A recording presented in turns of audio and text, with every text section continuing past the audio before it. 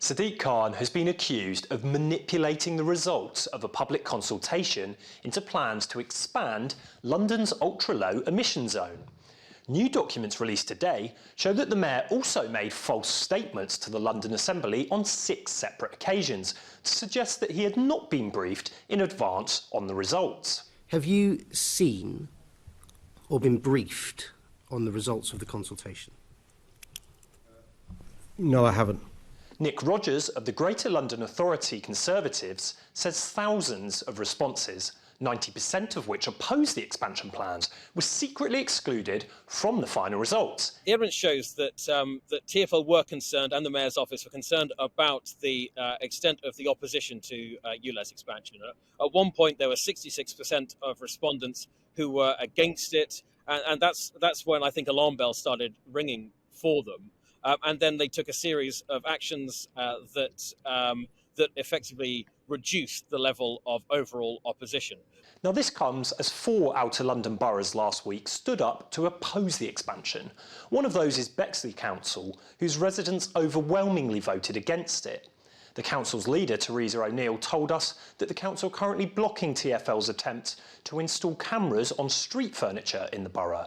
These cameras would be used to check which vehicles have paid the £12.50 daily charge and which vehicles haven't. Treating the outer London boroughs the same as inner London appears to be the cause of contention. Bromley resident Nick Arlott, who's one of the founders of the Action Against ULEZ campaign group, was keen to point out shortcomings in outer London's public transport and a greater reliance on cars. He also told me that people less able to afford an upgrade to newer, lower emission cars will then also have to budget for the ULEZ charge. So given all of this, why are expansion plans still going ahead? Well, Sadiq Khan has repeatedly outlined a need to reduce the capital's toxic air pollution. A spokesperson for him says around 4,000 Londoners die prematurely each year as a result of this, with the greatest number of these deaths in outer London boroughs that aren't currently covered by the ULEZ. But is the Mayor engaging with the other side of the issue? At the very least, I hope that the Mayor apologises for this, because tens of thousands of Londoners engaged in that consultation in good faith, expecting that their views would be listened to and acted on by the Mayor, by TfL, but it shows that the Mayor actually was never intending to listen to Londoners.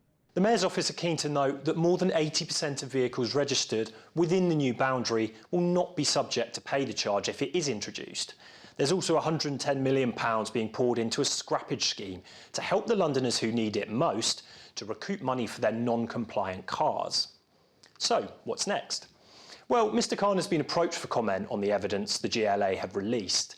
As for opposition, the Action Against ULEZ group are hosting a rally in Westminster on January the 28th and are also launching a judicial review. Expect this story to develop in the coming days and weeks.